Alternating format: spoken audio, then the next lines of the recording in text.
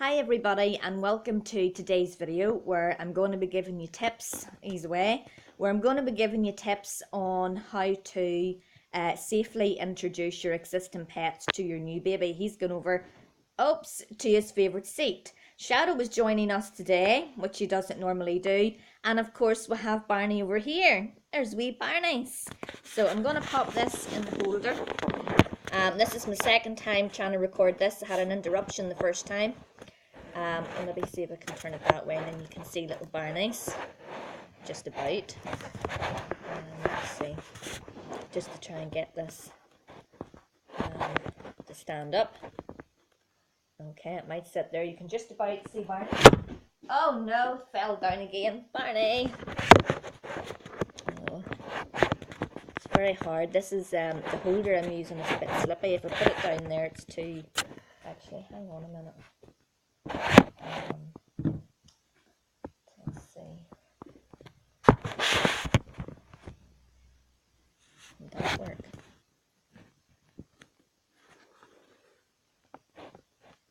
No, that'll maybe work there. I have a book sitting in the front of it. So, get back in here again because it's a very cold day. So, we're wrapped up in our blanket, aren't we, Barney? So, tips on introducing your existing pet safely to your new baby. The key to doing it is to do it calmly and to do it slowly and go at your animal's pace. Also, another key thing to look at is your animal's body language, so your dog or your cat's body language. Very often, not all dog owners, but a lot of dog owners misinterpret their dog's body language, and that is how fights and different things occur. I'm actually qualified in dog behaviour and training.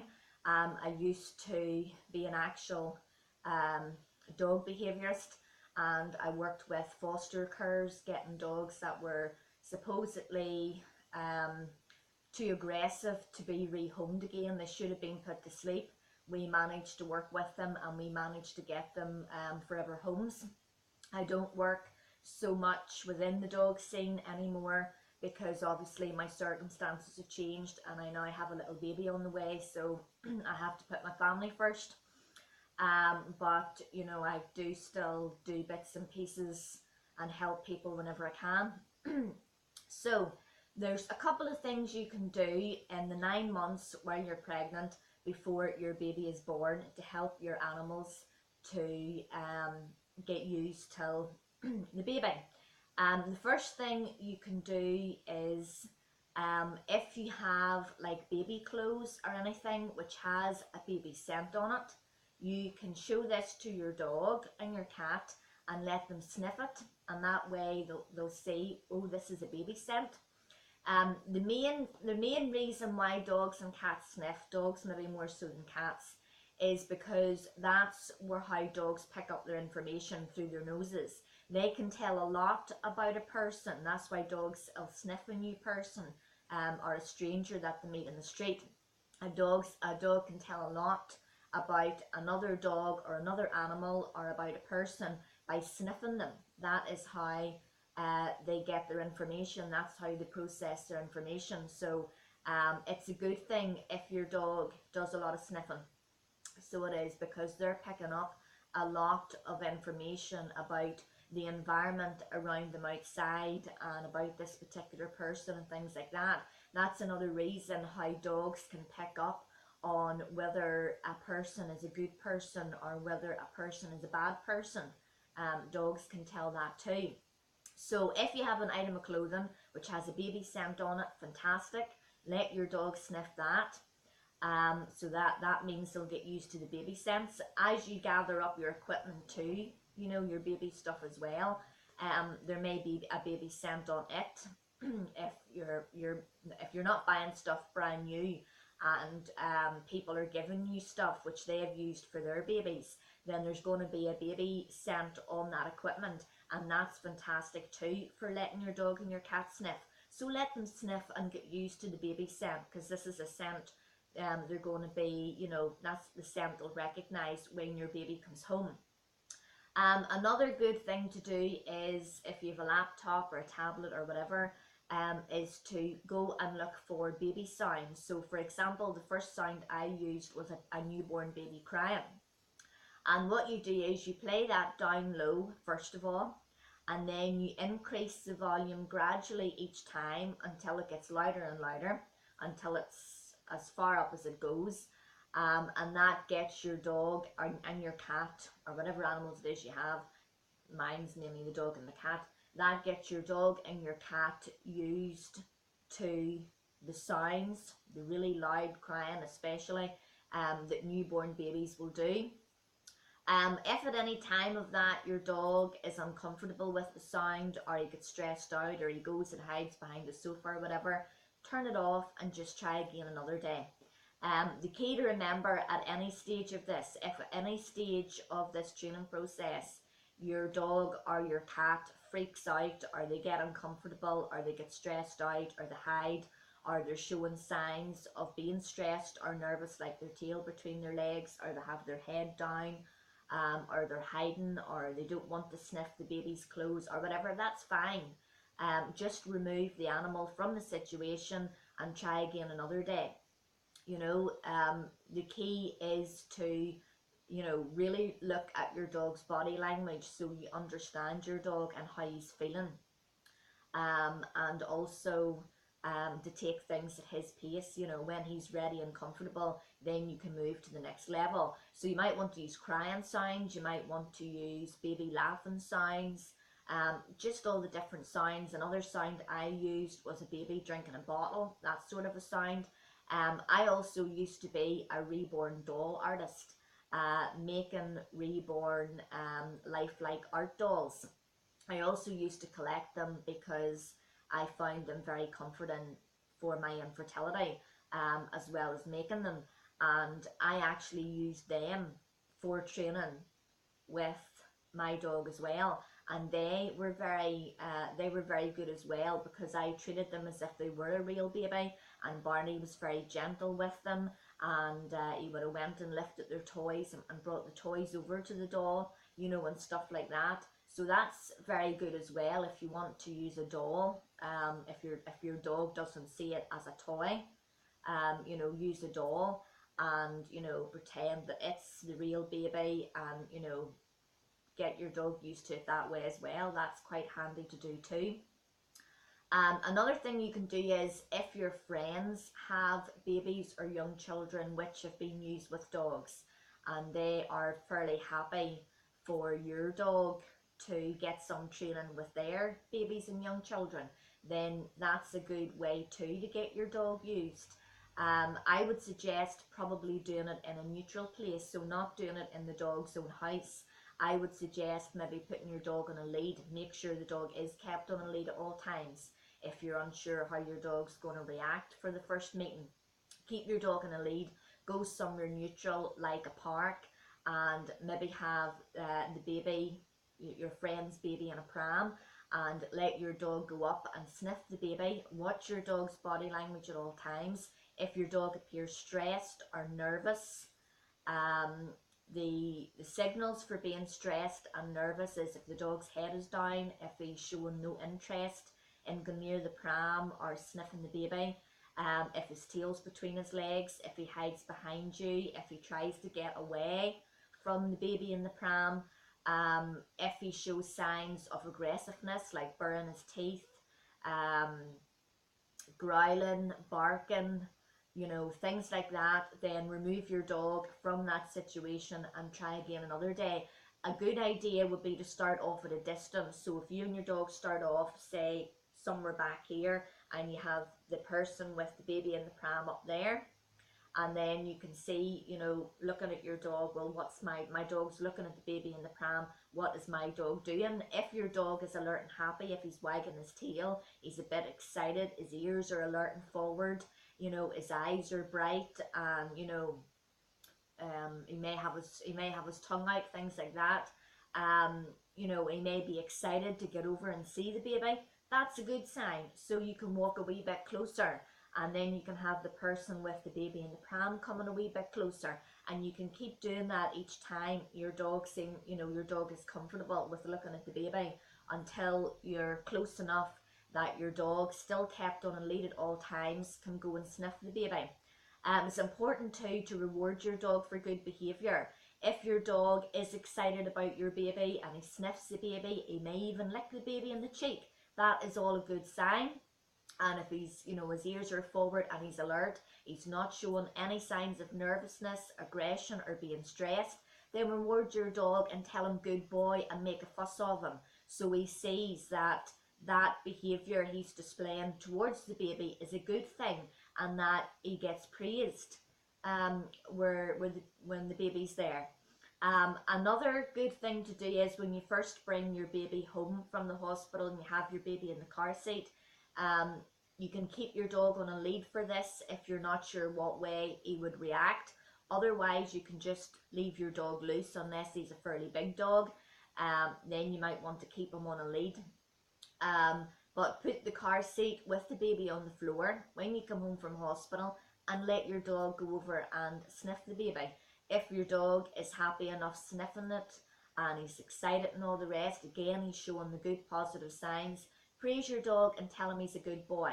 Another thing I would suggest doing, is what I'll be doing with Barney as well. Not that I don't think I'll have any problems with him, but it's a good idea to do it anyway, so it's a smooth transition for everybody concerned. But when you're bringing your new baby home, buy your dog some new toys. Buy your dog a treat that he maybe doesn't get all the time, a treat that he maybe gets occasionally, so a special treat. When your dog shows that good behaviour around your baby and he's happy being around your baby, give him his new toy, give him a special treat, and that way the dog will see, oh, this is fantastic, here's a new baby, and look at all these new toys and these special treats I'm getting. So he'll come to associate the baby with good things. When the baby is around, I get lots of fuss and praise, I get new treats, I get new toys. And that way he'll be very happy then to accept the baby into the house, because he's being made a fuss of too. Very often what people do is they maybe lock their dog in another room out of sight with the door closed, and the dog doesn't get to interact with the baby. That creates jealousy. If you don't, when your dog and your baby is in the same room, you can make a fuss of your baby, but also make sure you make a fuss of your dog. Don't be making more of a fuss of your new baby than the dog, because that will stress the dog out and he could become jealous or aggressive. So make sure that when the baby and the dog's in the same room, that you always make a fuss of your dog and your baby. Make a fuss of the both of them. Maybe at the start more so the dog than the baby, so the dog sees, oh look, there's a new baby here, but I'm still being made a fuss of. I'm not being made to feel left out. If your dog is stressed out or nervous at any time with the new baby, because sometimes with the baby's loud noises and different things, it can just get too much for dogs, particularly elderly dogs. It's a good idea if your dog has a room of his own with his own bed and water bowl and food bowls in, and put a stair gate on that door, so that your dog, if he gets stressed out or the baby becomes too much for him, he can go to his own room. You can close the stair gate, but he can still see the rest of the family. He can still hear what's going on. He can still see the baby, so he still feels like he's part of the family, but at a distance. So things, don't, particularly for elderly dogs, they like to have their own space, and sometimes babies and young children can get a bit too much for them, and so they like to go to their own room, but they still like to feel like they're part of the family. So it's a good idea, as I say, to put the stair gate on. That way the dog and the child is kept a safe distance from each other, but the dog can still see what's going on with the family, and the family can still talk and interact with the dog, so the dog still feels part of the family. The dog is not made to feel left out at any stage. When you make your dog felt to be left out, that's when dogs get stressed, that's when dogs get jealous, and when dogs get stressed to a very high level, that is when they become aggressive. And your responsibility as a dog owner is not to let your dog get stressed to that level of aggression. it is up to you to be able to understand your dog and to read your dog's body language. And it's up to you, if you understand your dog and you can read your dog's body language, you should see straight away when your dog's getting stressed and to remove your dog from that situation, so that it doesn't get to the stage where your dog gets totally stressed out that it feels it has to bite the child, because that's the only way to get the child to stop pulling its tail or climbing all over it or pulling its ears, which is another no-no. You do not teach your children under any circumstances that it's okay to climb all over the dog, pull their ears, pull their tail, or whatever. No matter whether your dog seems to be fine with it or not, dogs sometimes will tolerate that to a certain degree, and then when it gets too much for them, they will turn around and they will bite the child. So under no circumstances teach your dog that it's okay to do that to a dog. It is not okay to do that to a dog. That is irresponsible, and it's unsafe for both the dog and the child. At all times, safety must come first. You know, I'm a dog behaviourist and I do not take any risks. As I was saying earlier about people misinterpreting a dog's body language. For example, I used to walk my dog down by the river, and there used to be a woman would have come the other way. She had two small dogs, two Shih Tzus, roughly the same size as Barney. And every time she saw us coming, I had my dogs in a lead. She did have her two dogs in a lead. But once she saw me coming with Barney, she let the two dogs off the lead, which would have been fine if the dogs were friendly, but the dogs weren't. They bared their teeth, they growled, they barked. Sorry. They tried to bite him. So I didn't take any risks. I just lifted Barney up into my arms because he's just a nice size that I'm just about able to do that. I'm probably not able to do it at the minute because I'm pregnant. But you know, he's a nice size. I was able to do that. So I lifted him up out of harm's way. I didn't take the risk of him fighting back, which I'm sure he probably could and would have done if I had given him the chance. But I did not want to risk her dogs pulling the stuffing out of him, and I didn't want to risk him injuring her dogs. So the safest thing to do, in my opinion, was to lift him up out of the way. So she came over and she started laughing at me and she says, "What are you doing that for? My dogs are only being friendly."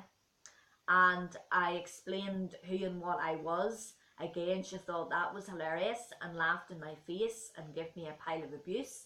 And every single time since then, when she saw me coming the other way, she made sure that she let her two dogs off the lead so they could come over and bully my dog, if you like.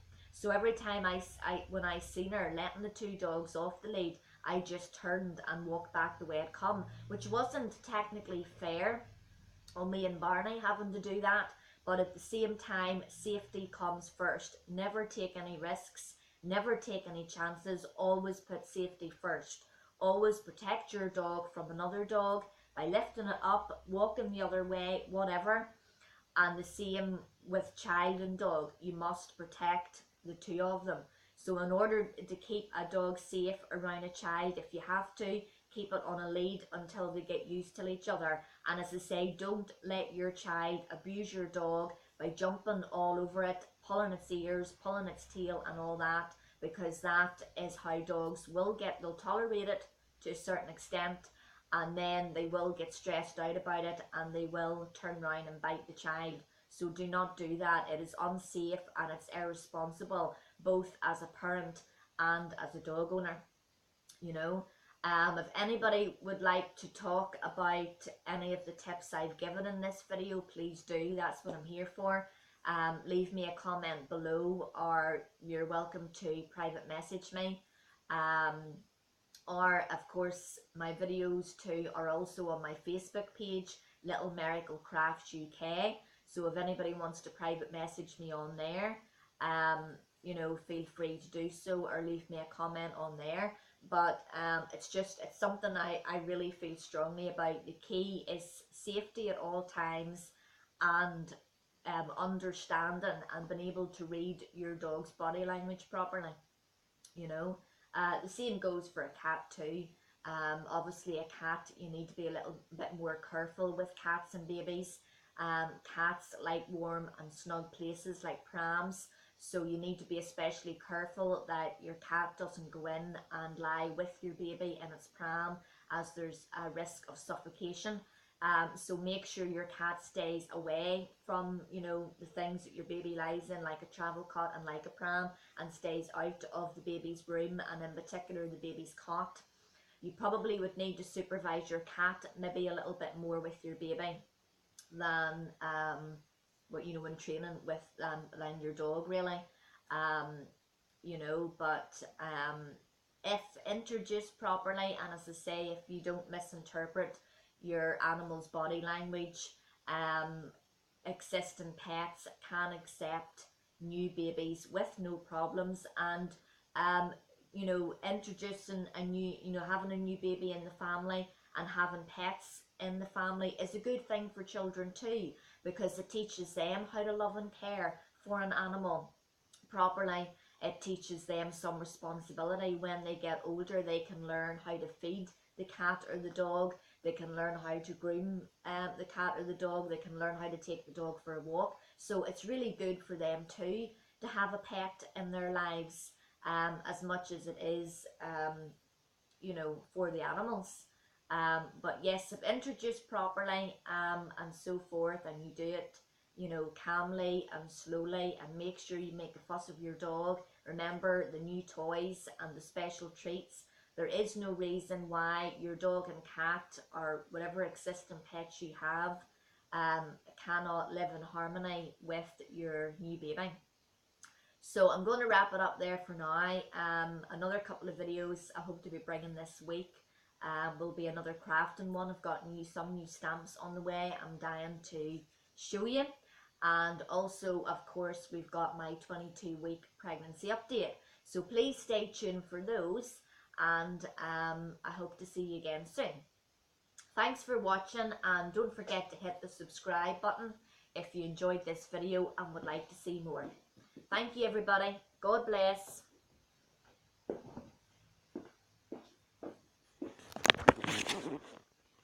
And we Barney's out for the count. Bye bye.